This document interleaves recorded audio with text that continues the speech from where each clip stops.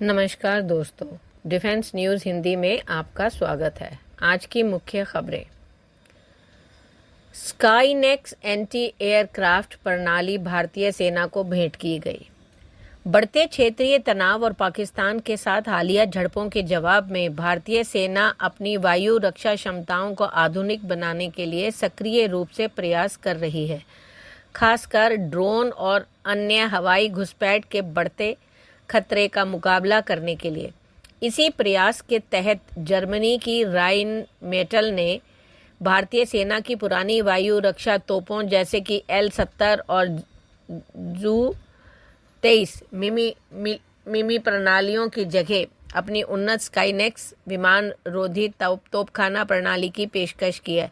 स्काईनेक्स एक अत्याधुनिक लघु दूरी वायु रक्षा यानी शॉर्ड शॉर्ट समाधान है, जिसे भारत के विमान रोधी और ड्रोन रोधी ग्रिड को मजबूत करने के लिए एक प्रमुख घटक के रूप में तैनात किया जा रहा है। विशेष रूप से मई 2025 में नियंत्रण रेखा और अंतर्राष्ट्रीय सीमा पर पाकिस्तान द्वारा झुंड ड्रोन और उन्नत युद्ध सामग्री के कथित उपयोग के बाद। अगला, रक्षा मंत्रालय ने एयरबस टाटा कंसोर्टियम को समुद्री गश्ती विमान के लिए RFP जारी किया। MOD ने एयरबस और टाटा एडवांस सिस्टम लिमिटेड के बीच एक संयुक्त उद्यम के लिए प्रस्ताव हेतु अनुरोध यानी RFP जारी किया है। यह प्रस्ताव एयरबस C295 विमान के 15 समुद्री संस्करणों के अधिकरण के लिए है। इस प्रस्ताव का उद्देश्य भारतीय नौसेना और तटरक्षक बल की समुद्री निगरानी और संचालन क्षमताओं को मजबूत करना है। यह विकास इस वर्ष की शुरुआत में रक्षा अधिकरण परिषद यानी DAC द्वारा दी गई मंजूरी के बाद हुआ है, जो मेक इन इंडिया पहल के तहत भारत की समुद्री रक्षा को बढ़ाने की दिशा में एक महत्वपूर्ण कदम है। अगला, भारतीय OSNIT समुदाय ने चीनी PLF AF-Y20 उड़ानों पर नजर रखी। भारतीय ओपन सोर्स इंटेलिजेंट समुदाय हाल के हफ्तों में चीनी पीपल्स लिबरेशन आर्मी एयरफोर्स की बढ़ती गतिविधियों पर कड़ी नजर रख रहा है और उसने पाकिस्तान में शियान Y20 परिवहन विमान की कम से कम 3 उड़ानों का पता लगाया है। सूत्रों के अनुसार इन उड़ानों से पता चलता है कि चीन पाकिस्तान को HQ-16 सतह से हवा में मार करने वाली मिसाइल बैटरियों की आपूर्ति कर रहा है, जो 7 से 10 मई तक चलने वाले जवाबी हमले अभियान ऑपरेशन सिंदूर के दौरान भारतीय वायुसेना द्वारा नष्ट की गई बैटरियों की जगह लेगी। यह घटनाक्रम चीन पाक रक्षा साझेदारी के गहराते स्तर और भारतीय सटीक हमलों में से हुए भारी नुकसान के बाद पाकिस्तान की वायु रक्षा क्षमताओं को मजबूत करने के चीनी प्रयासों को रेखांकित करता है। अगला, DRDO का हाइपरसोनिक मिसाइल कार्यक्रम। उन्नत हाइपरसोनिक मिसाइल तकनीक के क्षेत्र में भारत की खोज ने काफी ध्यान आकर्षित किया है।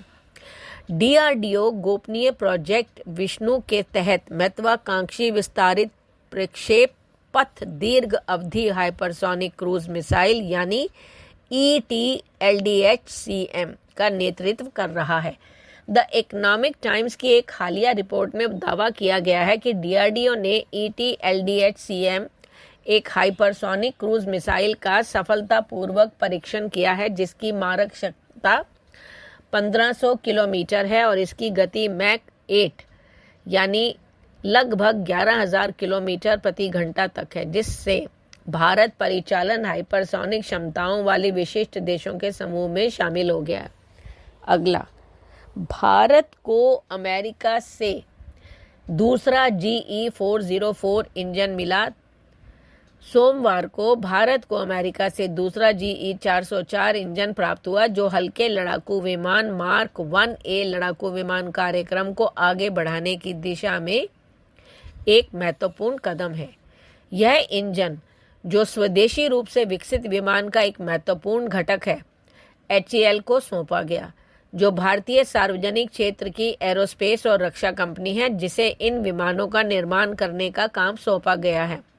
रक्षा अधिकारियों के अनुसार HAL को चालू वित्त वर्ष के अंत तक कुल 12 GE 404 इंजन मिलने की उम्मीद है। ये इंजन LCA मार्क 1A लड़ाकू विमानों को शक्ति प्रदान करेंगे, जिससे बहुमुखी प्रतिभा और चपलता के लिए डिजाइन किए गए आधुनिक हल्के लड़ाकू प्लेटफॉर्म के साथ भारतीय वायुसेना की परिचालन क्षमताओं में वृद्धि होगी। अगला, रक्षा मंत्रालय ने UAV CUAS प्रौद्योगिकियों के स्वदेशीकरण के लिए कदम उठाए। मानव रहित हवाई वाहन और मानव रहित विमान रोधी प्रणाली क्षेत्र से संबंधित रक्षा प्रौद्योगिकियों में आत्मनिर्भरता को मजबूत कर रहा है तथा महत्वपूर्ण घटकों पर आयात निर्भरता को कम करने के लिए रक्षा मंत्रालय बड़े कदम उठा रहा है। यह 16 जुलाई को राष्ट्रीय राजधानी स्थित मानेकशॉ सेंटर में एक कार्यशाला और प्रदर्शनी का आयोजन करेगा, जो UAV और CUAS क्षेत्रों में वर्तमान में आयात किए जा रहे महत्वपूर्ण घटकों के स्वदेशीकरण की दिशा में एक कदम है। अगला, शुभांशु की कक्षा से पृथ्वी पर वापसी। Shubhanshu Shukla, commander Peggy Whitson, ESA अंतरिक्ष यात्री स्लावोज उज्जान्स्की और हंगेरियन अंतरिक्ष यात्री टिबोर कापू के साथ रिकवरी क्रू के उत्साह और जश्न के बीच कैप्सूल से बाहर निकले।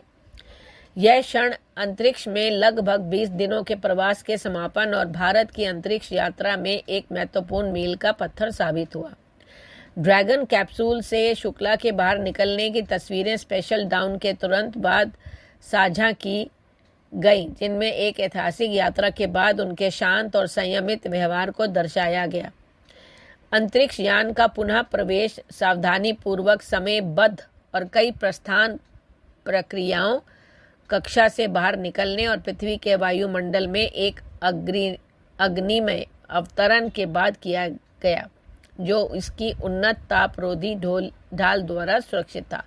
अगला, अर्जुन मार्क 3 टैंक चलती फिरती मौत।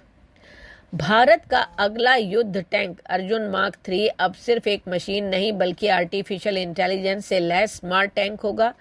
DRDO द्वारा विकसित किया जा रहा ये भारतीय सेना के लिए गेम चेंजर साबित हो सकता है। इसकी खास बात यह है कि इसे न सिर्फ अत्याधुनिक तकनीकों से तैयार किया जा रहा है, बल्कि यह किसी भी दुश्मन के टैंक को 5 सेकंड से भी कम समय में खत्म कर सकता है।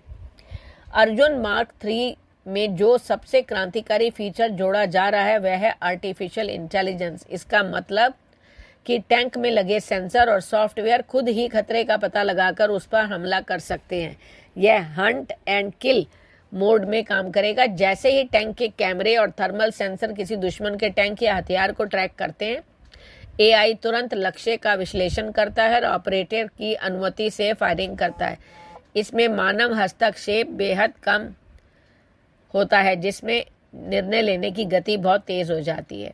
अर्जुन मार्क 3 को 1500 HP टर्बो चार्ज्ड इंजन में लैस किया जा रहा है, जो इसे M1 एब्राम्स चैलेंजर 2 और चीन के टाइप 99 टैंक जैसी विदेशी तकनीकों के मुकाबले खड़ा करता है। इसकी टॉप स्पीड करीब 70 किलोमीटर प्रति घंटा और ऑफ रोड क्षमता भी बेहतर मानी जा रही है। यह भारतीय भूगोल, खासकर रेगिस्तानी इलाकों और ऊंचाई वाले मोर्चों पर बेहतर प्रदर्शन करने में सक्षम होगा। धन्यवाद।